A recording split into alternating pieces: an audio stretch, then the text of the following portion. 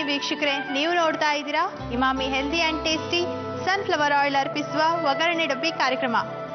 ಇವತ್ತು ನಾವು ಅಮ್ಮನ ಕೈ ರುಚಿಯಲ್ಲಿ ಸ್ಪೆಷಲ್ ಆಗಿರುವಂತ ಚಟ್ನಿ ಮಾಡೋದನ್ನ ನೋಡ್ತಾ ಇದ್ದೀವಿ. ಅದೇ ಕಾಶಿ ಸೊಪ್ಪಿನ ಹಣ್ಣಿನ ಚಟ್ನಿ. ಏನಪ್ಪಾ ಇದು? ಕಾಶಿ ಸೊಪ್ಪು ಅಂತಾಳೆ, ಹಾಗೆ ಹಣ್ಣಿನ ಚಟ್ನಿ ಅಂತಾಳೆ. ಅಬ್ಬಬ್ಬಾ, ಈ ಅಡಿಗೆ ಮಾಡೋದು ತುಂಬಾ ಕಷ್ಟ ಅಂತ ತಿಳ್ಕೊಂಡ್ರಾ? ಖಂಡಿತವಾಗ್ಲೂ ಇಲ್ಲ. ಅಮ್ಮ ಇವತ್ತು ನಮ್ಗೆ ಕಷ್ಟವಾದಂತ ಅಡಿಗೆ ಹೇಳ್ಕೊಟ್ಟಿದ್ದಾರೆ. ಹೇಳಿ, ರುಚಿ ರುಚಿಯಾಗಿರೋ ಅಂಥದ್ದು ಸುಲಭವಾಗಿ ಮಾಡುವಂತ ಅಡಿಗೆ ಹೇಳ್ಕೊಟ್ಟಿದ್ದಾರಲ್ವಾ? ಖಂಡಿತವಾಗ್ಲು ಇವತ್ತು ಕೂಡ ಅಮ್ಮ ನಮ್ಗೆ ಕಾಶಿ ಸೊಪ್ಪಿನ ಹಣ್ಣಿನ ಚಟ್ನಿ ಮಾಡೋದನ್ನ ತೋರಿಸ್ತಾ ಇದ್ದಾರೆ. ಇನ್ನು ಕಾಶಿ ಸೊಪ್ಪು ಹೇಗಿರುತ್ತೆ, ಹಣ್ಣು ಹೇಗಿರುತ್ತೆ, ಚಟ್ನಿ ಟೇಸ್ಟ್ ಹೇಗಿರುತ್ತೆ, ಇದನ್ನೆಲ್ಲ ಅಮ್ಮ ನಮ್ಗೆ ವಿವರಿಸೋಕೆ ಬರ್ತಾ ಇದ್ದಾರೆ. ಅದಕ್ಕಿಂತ ಮುಂಚೆ ಏನ್ ಮಾಡ್ಬೇಕು? ಕಾಶಿ ಸೊಪ್ಪಿನ ಹಣ್ಣಿನ ಚಟ್ನಿಗೆ ಏನೇನ್ ಪದಾರ್ಥ ಬೇಕು ಅಂತ ನೋಡ್ಬೇಕು. ಕಾಶಿ ಸೊಪ್ಪಿನ ಹಣ್ಣು, ಪುದೀನ, ಕೊತ್ತಂಬರಿ, ಜೀರಿಗೆ, ಮೆಣಸಿನಕಾಯಿ, ಸಾಸಿವೆ, ಎಣ್ಣೆ, ಹುಣಸೆ ಹಣ್ಣು, ಉಪ್ಪು. Emami healthy and tasty sunflower oil ಅರ್ಪಿಸುವ ಒಗ್ಗರಣೆ ಡಬ್ಬಿ ಕಾರ್ಯಕ್ರಮದ ಅಮ್ಮನ ಕೈ ರುಚಿಗೆ ನಿಮಗೆಲ್ಲ ಸ್ವಾಗತ. ನಾನು ನಿಮ್ಮ ಶೈಲಜಾ. ಇವತ್ತು ನಾನು ನಿಮಗೆ ಯಾವುದೇ ಸ್ವೀಟ್ನೂ ಮಾಡಿ ತೋರಿಸ್ತಾ ಇಲ್ಲ, ಅಥವಾ ಯಾವುದೇ ತಿಂಡಿನೂ ಮಾಡಿ ತೋರಿಸ್ತಾ ಇಲ್ಲ. ತುಂಬ ಡಿಫ್ರೆಂಟ್ ಆಗಿರಲಿ ಅಂತ ಒಂದು ಚಟ್ನಿ ಮಾಡಿ ತೋರಿಸ್ತಾ ಇದ್ದೀನಿ. ಗಾಣಿಕೆ ಸೊಪ್ಪು ಅಂದರೆ ಗೊತ್ತಲ್ವಾ ನಿಮಗೆ? ನಿಮಗೆ ತೋರಿಸೋದಕ್ಕೋಸ್ಕರ ತಂದಿದ್ದೀನಿ. ಇದು ಗಾಣಿಕೆ ಸೊಪ್ಪು. ಇದರಿಂದ ಮಸೊಪ್ಪು ಮಾಡ್ಬೋದು, ಇದರಿಂದನೂ ಚಟ್ನಿ ಮಾಡ್ಬೋದು. ಆದರೆ ನಾನೀಗ ಈ ಗಿಡದಲ್ಲಿ ಬೆಳೆಯುವಂಥ ಹಣ್ಣು ಇದು, ಇದರಿಂದ ಚಟ್ನಿ ಮಾಡ್ತಾ ಇದ್ದೀನಿ. ನಿಮ್ಗೆ ಆಶ್ಚರ್ಯ ಆಗ್ತಿರ್ಬೇಕಲ್ಲ? ನೋಡಿ ಹೇಗಿರುತ್ತೆ ಅಂತ ನಾನು ಚಟ್ನಿ ಮಾಡಿ ತಿಂದು ನೋಡಿ ಹೇಳ್ತೀನಿ. ಆಮೇಲೆ ನೀವು ಮಾಡ್ಬೋದಲ್ವಾ? ಫಸ್ಟು ಗ್ಯಾಸ್ ಆನ್ ಮಾಡೋಣ. ಈಗ ಇದಕ್ಕೆ ಸ್ವಲ್ಪ ಪುದೀನ ಹಾಕ್ತೀವಿ, ಹಸಿಮೆಣಸಿನ್ಕಾಯಿ ಹಾಕ್ತೀನಿ, ಜೀರಿಗೆ ಹಾಕ್ತೀನಿ. ಇದನ್ನೆಲ್ಲ ಸ್ವಲ್ಪ ಹಸಿ ವಾಸನೆ ಹೋಗೋವರೆಗೂ ಹುರ್ಕೊಳ್ಳೋಣ.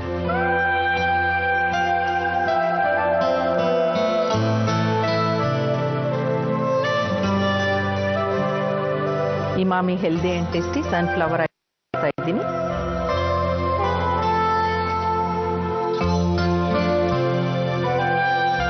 ಇವಾಗ ಇದನ್ನು ರುಬ್ತೀವಲ್ವಾ, ಅದರಿಂದ ನಾನು ಸಾಸಿವೆನ ಸುಮ್ಮನೆ ಎಣ್ಣೆ ಕಾಯ್ದಿದೆಯೋ ಇಲ್ವೋ ಅಂತ ನೋಡೋದಕ್ಕೆ ಸ್ವಲ್ಪ ಮಾತ್ರ ಹಾಕ್ತಾ ಇದ್ದೀನಿ. ಆದರೆ ಮೇನ್ಲಿ ಇದಕ್ಕೆ ಜೀರಿಗೆ, ಪುದೀನ ಹಾಕ್ತೀನಿ. ಒಂದು ಅರ್ಧ ಸ್ಪೂನ್ನಷ್ಟು ಜೀರಿಗೆ ಹಾಕ್ತಾ ಇದ್ದೀನಿ. ಒಂದು 4 ಹಸಿಮೆಣಸಿನ್ಕಾಯಿ ಹಾಕ್ತೀನಿ.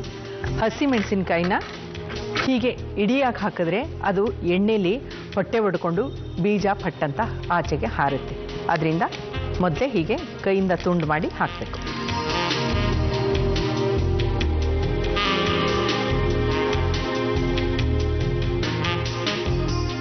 ನಾಲ್ಕು ಮೆಣಸಿನ್ಕಾಯಿ ಹಾಕಿದ್ದೀನಿ. ಜೊತೆಗೆ ತೊಳೆದು ಇಟ್ಕೊಂಡಿರೋವಂಥ ಪುದೀನ ಸೊಪ್ಪು,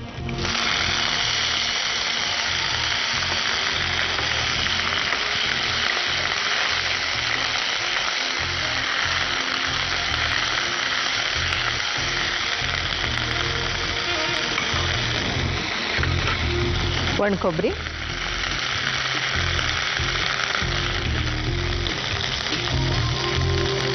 ಒಂದೆರಡು ಎಲೆ ಹುಣಸೆ ಹಣ್ಣು, ಬೀಜ ತೆಗೆದು ಹಾಕ್ಬಿಡಿ, ಮಿಕ್ಸಿಗೆ ಸಿಕ್ಕಾಕೊಳ್ಳಲ್ಲ.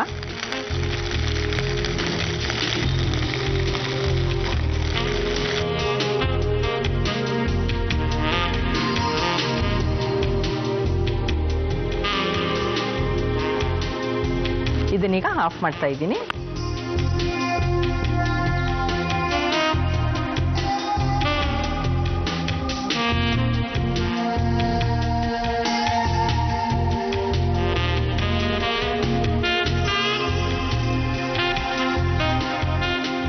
ಈಗ ಇದರಲ್ಲಿ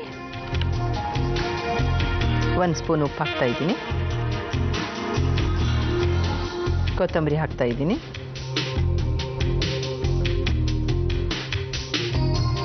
ಮೇನ್ ಐಟಮು ಗಣಿಕೆ ಸೊಪ್ಪಿನ ಹಣ್ಣು. ಹೇಗಿದೆಯಲ್ಲ, ಒಳ್ಳೆ ಹಸಿರು ಮುತ್ತಿದ್ದಾಗಿದೆ. ಸ್ವಲ್ಪ ನೀರು,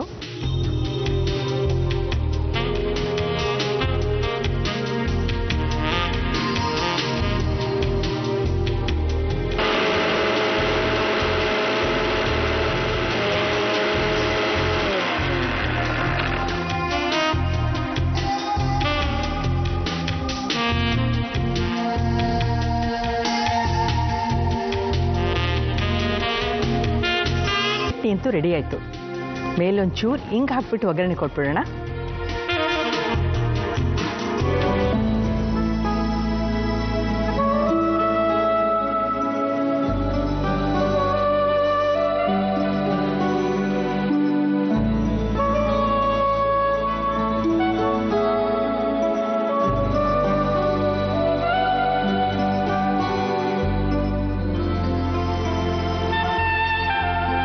ಚಟ್ನಿಲಿ ಕಾಯಿ ಚಟ್ನಿ ಅಂತೂ ಎಲ್ಲರೂ ಮಾಡ್ತೀವಿ. ಹಾಗೆಯೇ ಹುರ್ಗಡ್ಲೆದು ಮಾಡ್ತೀವಿ, ಮತ್ತು ಕಡಲೆ ಬೀಜ ಹಾಕಿನೂ ಚಟ್ನಿ ಮಾಡ್ತೀವಿ, ಆನಿಯನ್ ಚಟ್ನಿ ಮಾಡ್ತೀವಿ, ಎಲ್ಲ ವೆರೈಟಿನೂ ಮಾಡ್ತಿರ್ತೀವಪ್ಪ. ಆದರೆ ಸೊಪ್ಪಿನಿಂದ ಮಾಡೋದು ಸ್ವಲ್ಪ ಕಮ್ಮಿನೇ ಅಲ್ವಾ? ಸೊಪ್ಪಿನಿಂದ ಕೂಡ ಕೆಲವು ಸಲ ಮಾಡ್ತೀವಿ. ಅದರಲ್ಲೂ ದಂಟಿನ ಸೊಪ್ಪಿನಿಂದ ಚಟ್ನಿ ತುಂಬ ಚೆನ್ನಾಗಾಗತ್ತೆ. ಮತ್ತು ಮೆಂತ್ಯ ಸೊಪ್ಪಿನಿಂದ ಕೂಡ ಮಾಡ್ಬೋದು. ಆದರೆ ಈ ಥರ ಈ ಗಣಿಕೆ ಸೊಪ್ಪಿನ ಹಣ್ಣಿನ ಚಟ್ನಿ ತುಂಬ ರೇರಲ್ಲ.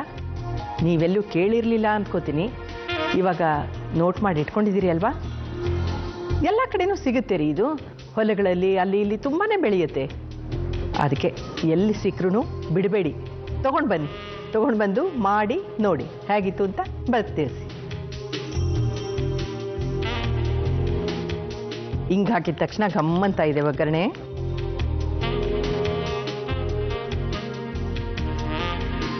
ನೋಡಿ, ಗಣಿಕೆ ಸೊಪ್ಪಿನ ಹಣ್ಣಿನ ಚಟ್ನಿ ರೆಡಿಯಾಗಿದೆ. ನೋಡೋದಕ್ಕೆ ನೀವು ಜಾಸ್ತಿ ಕೊತ್ತಂಬರಿ ಹಾಕಿ ಮಾಡಿದಂಥ ಕಾಯಿ ಚಟ್ನಿ ಅಥವಾ ಪುದೀನ ಹಾಕಿ ಮಾಡಿರೋಂಥ ಚಟ್ನಿ ಥರನೇ ಕಾಣುತ್ತೆ. ಆದರೆ ಟೇಸ್ಟು ತುಂಬಾ ಡಿಫ್ರೆಂಟ್ ಆಗಿರುತ್ತೆ.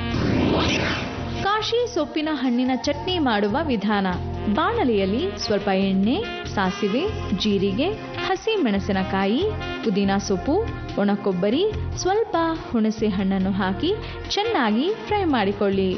ಇದನ್ನು ಮಿಕ್ಸಿ ಜಾರ್ನಲ್ಲಿ ಹಾಕಿ ರುಚಿಗೆ ತಕ್ಕಷ್ಟು ಉಪ್ಪು, ಕೊತ್ತಂಬರಿ, ಕಾಶಿ ಸೊಪ್ಪಿನ ಹಣ್ಣು, ಸ್ವಲ್ಪ ನೀರನ್ನು ಸೇರಿಸಿ ಚೆನ್ನಾಗಿ ರುಬ್ಬಿಕೊಳ್ಳಿ. ಸಣ್ಣ ಬಾಣಲೆಯಲ್ಲಿ ಸ್ವಲ್ಪ ಎಣ್ಣೆ, ಸಾಸಿವೆ, ಇಂಗನ್ನು ಹಾಕಿ ಒಗ್ಗರಣೆ ಮಾಡಿಕೊಂಡು ಈ ಚಟ್ನಿಯಲ್ಲಿ ಹಾಕಿ ಮಿಕ್ಸ್ ಮಾಡಿಕೊಳ್ಳಿ. ಈಗ ಸರ್ವಿಂಗ್ ಬೌಲ್ನಲ್ಲಿ ಹಾಕಿ ರುಚಿ ರುಚಿಯಾದ ಕಾಶಿ ಸೊಪ್ಪಿನ ಹಣ್ಣಿನ ಚಟ್ನಿಯನ್ನು ತಿನ್ನಲು ಕೊಡಿ.